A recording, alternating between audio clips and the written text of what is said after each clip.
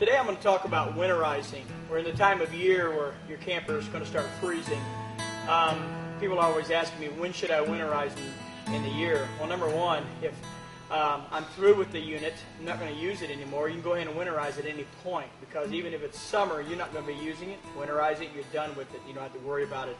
Number two, if it's starting to freeze outside and I'm worried about frozen underwater puddles, different things like this, it's time to go ahead and start winterizing your camper, because you don't want to take a chance of those pipes or your hot water heater or your pump freezing. So today I'm going to cover some few points to help you winterize. Now, this is to help you and give you a guideline how to go by. Pontiac RV assumes no responsibility for frozen pipes if it's winterized wrong. If you have a question, if you have a problem, be sure to call us at our phone number and ask for service, because they can walk you through other steps in case you have a problem and you don't know something. But it's not a hard thing. I have a lot of people, when I do walkthroughs, they let it overwhelm them, and they have this fear of everything bursting and everything coming apart on them, and it's not really a problem. All you're doing when you're winterizing is you're replacing the water that's in the water lines, the pump, with an antifreeze solution made that won't freeze. Now, as far as a hot water heater, we drain it. But let me show you some things you're going to need. Some of the things you're going to need to winterize. Number one, I'm going to need a screwdriver or a square head bit on my drill. And the reason that is, a lot of times there's a panel that you have to remove to get to the back of the hot water heater, or to get to drains sometimes. These can be purchased at a Walmart or Kmart if you don't have a square head drill or a screwdriver, or give us a call. Number two, you're going to need a socket and a ratchet. Now, depending on the type of hot water heater that you have, this over here I have on this trailer is an Atwood. And Atwood takes an inch, it takes a 7/8 socket, which I have here, and Atwood will have a nylon plug in it.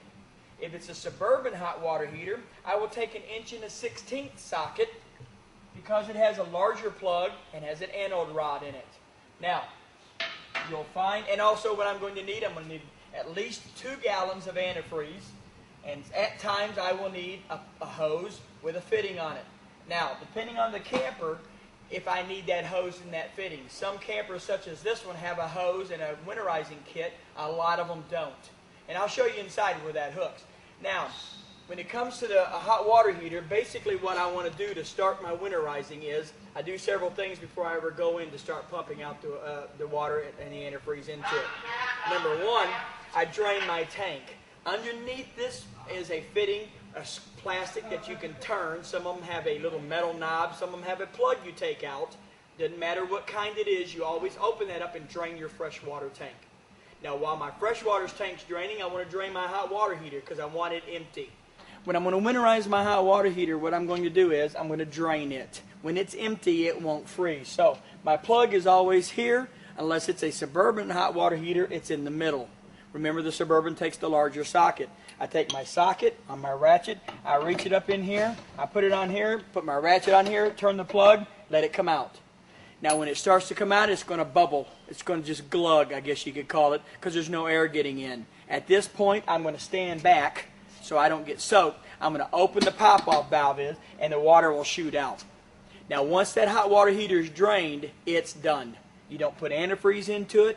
It wastes 6 gallons of antifreeze, and it also could put a taste in your tank that you don't need. So when that plugs out and that's drained, pop the lid, pop off back down, you're done with it. Take your plug, put it right there, shut your hot water heater, and it's finished for the winter. Okay, well, I'm around the inside now. At this point, I will either take my screwdriver or I'll take my drill gun. And I have a square head screw that's normally in here, and I'll take that out. I'll take the panels out of the way. And back in here, I have my pump.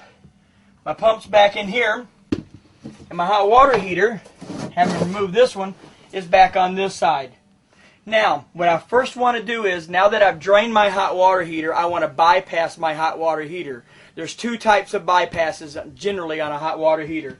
There's one that this one has, which is 3 valves. There's an upper valve, a middle valve, and a lower valve. What you're going to want to do is, you're going to want to shut off this valve, shut off this valve, and turn on that valve. The reason being is, the antifreeze comes up, cannot go into the hot water heater, so it bypasses. So therefore, no antifreeze is going into that hot water heater, which saves the hot water heater. Now, some hot water heaters have 1 valve. If there's only one valve, it'll be at the bottom, and all you have to do is turn that valve where it points up. When it points up, it's pointing up at the bypass, and it takes care of it for yourself. That's all you have to do on that one. So there's two types. Generally, there might be three, but generally, especially the campers 15 years and newer, there's only two types of valves. The next thing you're going to want to do is this. You're going to want to suck the antifreeze into the water lines. Now this, by the way, has a winterizing kit on it. I showed you this one and then I explained the other kind. But right back there is a valve that comes from the freshwater tank. I'm going to shut that valve so my pump doesn't suck out of the tank. I'm going to open that valve right there. And when I do that, I take this hose and I stick it in that gallon of antifreeze. Now that's just RV antifreeze. You can purchase that here. You can purchase it at Walmart, Kmart, and a lot of stores carry RV antifreeze.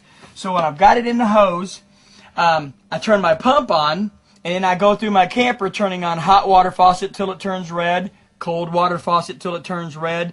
I make sure I do my outside shower, and if I have low point drains. Now, before I go farther, I'm going to tell you about the kind that doesn't have this. Some of them don't have this drain system, and it's just connected into the pump. What I would do then is I would disconnect that fitting right there, unscrew it, and I would have myself a fitting of my own with a hose that I can screw onto that. Now, there are also some campers that have a hose clamp here that I tell people all you need is a hose. Take the hose clamp off, stick your hose on there, but I need some way to sucking the antifreeze. It's not complicated. So I want some way for that pump to suck antifreeze through the water system. Now, I also have in this camper, they're up in here and you really can't see them, but it has low point drain pulls that are up in here, hot and cold. They're little knobs that you pull up. Some of them have them in the campers, and I find out where they are by looking under the camper, and you'll see two lines hanging down. Some of them have caps on them. I'll take the caps off, and antifreeze will come out those too. Not all of them have low points, but a lot of them do. So you want to make sure you get your low point drains, and you want to make sure you get your outside shower because there's water in those too. Now, once I pump the water, I have all my faucets have turned red, my toilet has turned red, and my outside shower's turned red. Basically, I'm done. I've drained my freshwater tank, I've drained my hot water heater, and I've got antifreeze through all the lines. But there's one more place I'm going to show you that a lot of people fail to hit, and that's on the outside.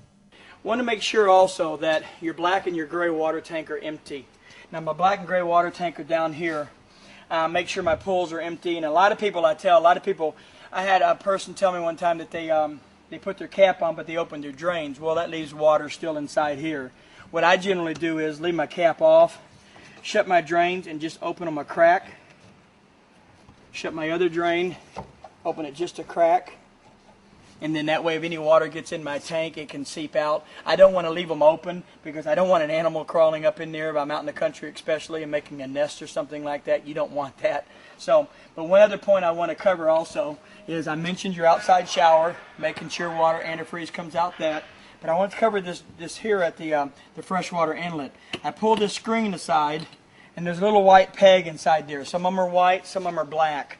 You want to make sure you get antifreeze out this too. It's usually a tube between 3 and 7 or 10 inches long coming from your inside water lines, and if that's got water in it, it's going to freeze. So I tell people this. I shut my pump off and let a little pressure off, then I just come out here, push in on this little valve, water will come out on my hand, but it'll be antifreeze almost right away. That way I cover that tube because you don't want that freezing. This is generally about all you really need to know about winterizing. You've got some units, some bigger motor homes that have washing machines and dryers. You've got some units that have got ice makers in their freezers and things like this. Now when it comes to those, I believe it's best to have it done even if you watch them do it, because basically on a washing machine you're going to run it till water comes in, you're going to pump it out, but it's nice to be shown how to do this so you do it right, because it's really rough when you crack a pump in a very expensive washing machine. It's also nice to be shown how to do the ice maker, because it's not hard, but unless you see it and see it done, it gets kind of difficult, and you don't want to crack a line in that. Now these are all put together. We put this together to help you.